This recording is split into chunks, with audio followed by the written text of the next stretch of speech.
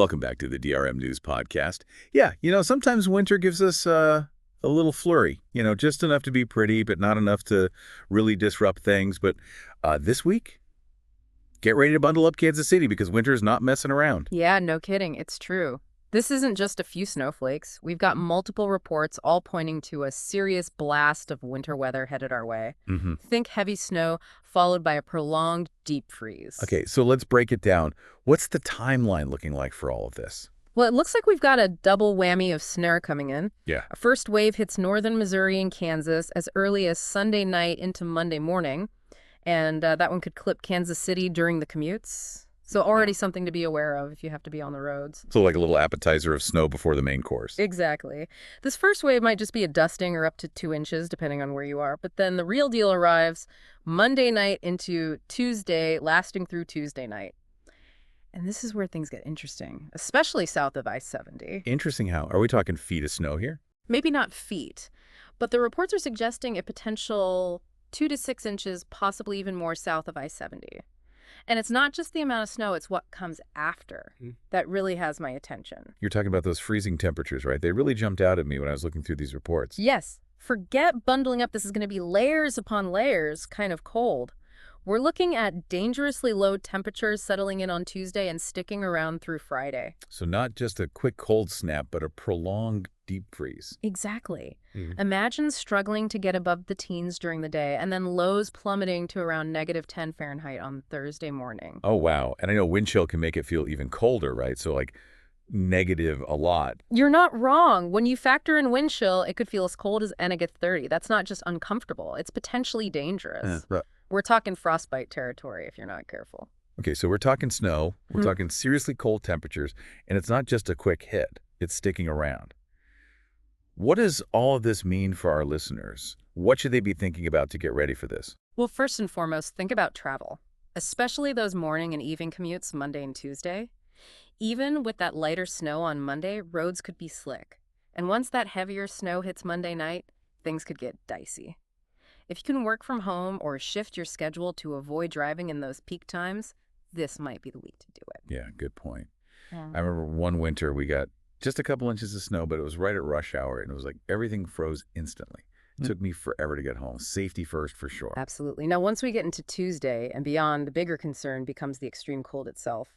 Staying warm isn't just about comfort, it's about safety. We need to take precautions to avoid things like frostbite and hypothermia. So what are we talking about here, beyond just the obvious, like wearing a coat? Layering is key.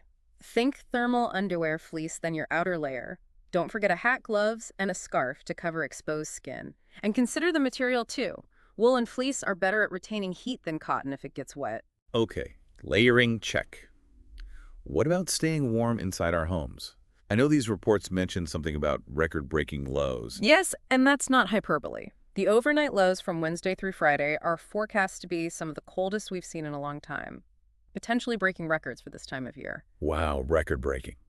I know older houses especially can have trouble holding in heat when it gets this cold. Anything specific people should be thinking about on that front? One thing that often gets overlooked is preventing frozen pipes. If you have any exposed pipes, make sure they're insulated. And it might sound counterintuitive, but letting your faucets drip a little can actually help prevent freezing by keeping the water moving. Oh, that's a good one. Yeah. A friend of mine had a pipe burst a few winters ago, and it was a nightmare. Water damage everywhere. It's a bigger hassle than most people realize. And this might seem obvious, but make sure your heating system is working properly. Now's the time to change those filters and get it checked out if you haven't already. Good reminders. Right. Any other tips, especially with these potentially record-breaking temperatures? Honestly, it's about thinking ahead and being prepared. Make sure you have extra blankets, flashlights with working batteries in case of a power outage.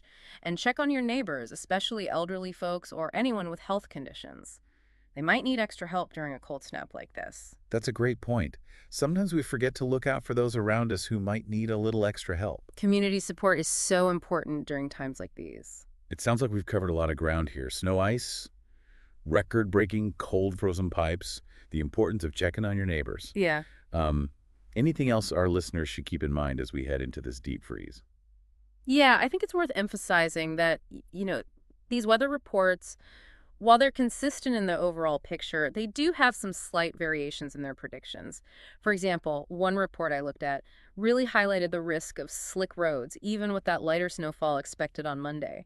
They were urging drivers to be extra cautious, especially during the morning and evening commutes. So it's not just about how MUCH snow we get, but also the timing of it. A little snow at the wrong time can cause more problems than a lot of snow when everyone's already hunkered down at home. Exactly. And another report I saw put a lot of emphasis on the potential for heavier snow accumulation south of I-70. They suggested some areas could see significantly more than 6 inches. So it's good to be aware of those hyperlocal forecasts, too. What's happening in your specific neighborhood might be a bit different from the overall city forecast. Absolutely. And one last thing I think is crucial to remember, weather forecasts can change. What we're seeing now is a strong indication of what's likely to happen. But stay updated. Check your weather apps, keep an eye on the news, and be prepared to adjust your plans if needed. So good advice for life in general, maybe. Stay flexible, expect the unexpected. That's one way to put it. But seriously, a little bit of preparation and a flexible mindset can go a long way in helping you weather any storm, literally and figuratively. Well, I think we've given our listeners plenty to think about and hopefully help them feel a little more prepared for whatever old man winter throws our way this week. I hope so too. Stay warm out there, Kansas City. And remember, this deep freeze won't last forever. Spring is just around the corner, eventually. Thanks for joining us on the DRM News Podcast.